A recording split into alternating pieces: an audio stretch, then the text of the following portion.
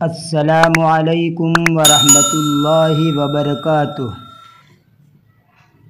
بسم اللہ الرحمن الرحیم۔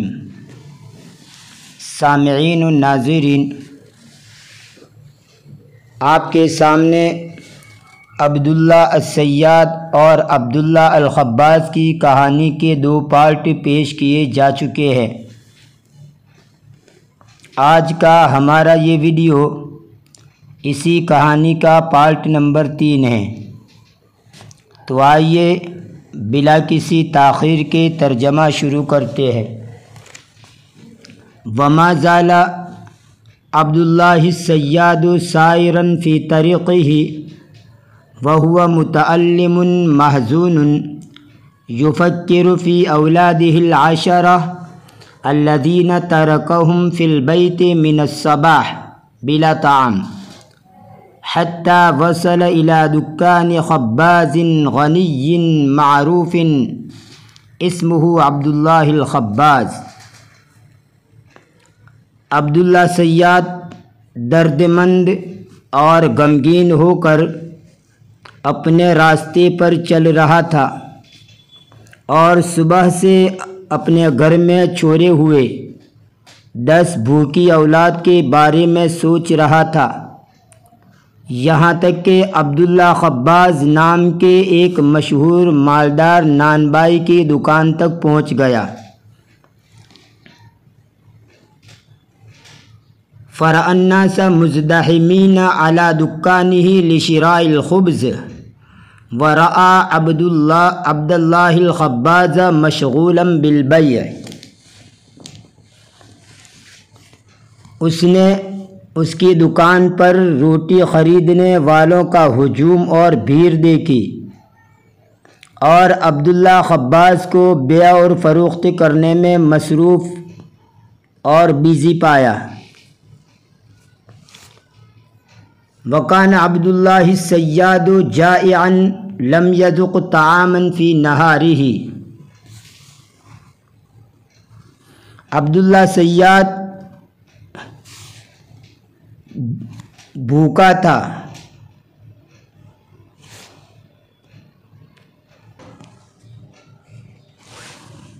اس دن اس نے کھانا چکھا بھی نہیں تھا۔ فلما رأى الخبز امامه وهو خارج من الفرن اشتهته نفسه وذكر اولاده العشرة الجائعين فتحسر لفقره وعجزه عن شراء ما يقتاتون به۔ عبداللہ خباز جس وقت تنور سے روٹی نکال رہا تھا تو روٹی دیکھ کر عبداللہ صیاد کو اس کی خواہش پیدا ہوئی اور اس کو اپنی 10 بھوکی اولاد یاد آ گئی، لیکن غربت و افلاس اور غذا و خوراک کو حاصل کرنے کی عدم استطاعت یعنی طاقت نہ ہونے کی وجہ سے اس کو افسوس ہوا۔ وَلَكِنَّهُ صَبَرَ عَلَى قَضَاءِ اللَّهِ وَعَلِمَ أَنَّ رِزْقَهُ لَا بُدَّ آتِيهِ۔ پھر بھی اس نے قضاء و قدر پر راضی ہوتے ہوئے صبر سے کام لیا اور سوچا کہ اس کا رزق اس کو ضرور مل کر رہے گا۔ وَكَانَ عَبْدُ اللَّهِ الْخَبَّازُ صاحب هذا الفرن رجلا محسنا کریما محبا للخیر۔ اور اس بھٹی کا مالک عبداللہ خباز ایک احسان کرنے والا، سخی اور خیر پسند آدمی تھا۔ فلما رأى عبد الله الصیاد واقفا امام دکانه محزونا متألما ينظر الى الخبز بلهفة وحسرة عرف انه فقیر محتاج جائع۔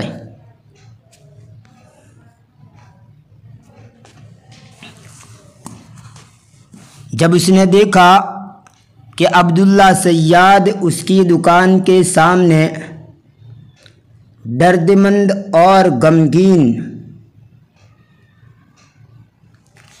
کھڑے ہو کر روٹی کو حسرت و شوق کی نگاہ سے دیکھتا ہے تو اس نے جان لیا کہ وہ فقیر، ضرورت مند اور بھوکا ہے۔ وَأَدْرَكَ أَنَّ نَفْسَهُ تَشْتَهِي الْخُبْزَ وَيَمْنَعُهُ الْخَجَلُ وَالْحَيَاءُ مِنَ السُّؤَالِ، اور اس نے محسوس کر لیا کہ وہ روٹی کا خواہش مند ہیں اور شرم و حیا کی وجہ سے سوال کرنے سے رکا ہوا ہے۔ فَنَادَاهُ بِرِفْقٍ وَهُوَ يَبْتَسِمُ لَهُ مَرْحَبًا بِكَ أَيُّهَا الصَّيَّادُ تَعَالَ إِلَيَّ أَيُّهَا الرَّفِيقُ الْعَزِيزُ هَلُمَّ يَا صَاحِبِي فَخُذْ مَا تَحْتَاجُ إِلَيْهِ مِنَ الْخُبْزِ۔ اس نے مسکراتے ہوئے نرمی کے ساتھ اس کو پکارا، مبارک ہو تمہیں اے صیاد، تمہارا آنا مبارک، آئیے تشریف لائیے اور روٹی کو لے لیجئے جس کی آپ کو ضرورت ہے۔ فسکت عبداللہ الصیاد وظہرت علیہ امارات الارتباک والخجل ولم يجرؤ على طلب شيء من الخبز لأنه كان على فقره عزيز النفس ولم يتعود المسألة في حياته قط۔ عبداللہ صیاد خاموش رہے اور اس کے چہرے پر پریشانی اور شرمندگی کے آثار نمایاں تھے۔ اس نے روٹی کے مانگنے پر جرأت نہیں کی، اس لیے کہ وہ اپنے فقر و غربت کے باوجود خوددار آدمی تھا۔ اس نے اپنی زندگی میں کبھی بھی دستے سوال دراز نہیں کیا۔ فقال له عبد الله الخباز وقد أدرك ما يجول في نفسه لا تخجل يا صاحبي فلن أطالبك الآن بثمن ما تأخذه من الخبز۔ عبداللہ خباز نے اس کے دل میں گردش کرتی ہوئی بات کا ادراک کر کے اس کو کہا کہ میرے ساتھی، شرمندہ ہونے کی کوئی ضرورت نہیں ہے، میں آپ سے ہرگز روٹی کی قیمت نہیں لوں گا۔ فتشجع عبداللہ الصیاد قلیلا وقال له الحق یا سیدی اننی خجل منک۔ عبداللہ صیاد نے کچھ ہمت سے کام لیتے ہوئے اس کو کہا کہ میرے آقا، حقیقت یہ ہے کہ مجھے آپ سے شرمندگی ہو رہی ہے۔ فلیس معی نقود اشتری بها ما احتاج الیہ من الخبز فی هذا اليوم، اور میرے پاس اتنے پیسے بھی نہیں ہیں کہ جس سے میں اس دن کی ضرورت کی روٹیاں خرید لوں۔ فَإِذَا شِئْتَ آتَيْتُكَ شَبَكَتِي لِتَكُونَ رَهْنًا عِنْدَكَ بِمَا آخُذُهُ مِنَ الْخُبْزِ لِأَطْفَالِيَ الْعَشَرَةِ الصِّغَارِ الَّذِينَ تَرَكْتُهُمْ مِنَ الصَّبَاحِ بِلَا طَعَامٍ حَتَّى يُيَسِّرَ لِيَ اللَّهُ فَأُعْطِيَكَ ثَمَنَ مَا أَخَذْتُهُ مِنَ الْخُبْزِ۔ اگر آپ چاہیں تو میرے اس جال کو آپ کے پاس ان روٹیوں کے بدلے رہن کے طور پر رکھ لیں جن کو میں اپنے ان 10 اولاد کے لیے خریدوں جن کو صبح سے میں گھر میں بھوکے چھوڑ کر آیا ہوں۔ جب اللہ تعالیٰ میرے لیے کشادگی اور آسانی پیدا کر دے گا تو میں آپ کی روٹیوں کی قیمت دے دوں گا۔